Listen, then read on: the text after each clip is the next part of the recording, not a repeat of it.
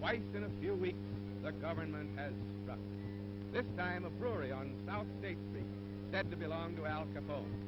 It's a scene of joy or sorrow, depending on how you feel about it. Either way, you're seeing $80,000 worth of destruction. While these men do the dirty work, other agents found a truck loaded with beer ready for delivery. The same truck captured in another raid last April and sold at auction by the government. That's one for the book. Anyhow, there'll be a lot of dry throats in Chicago after this night's work. Oh, well.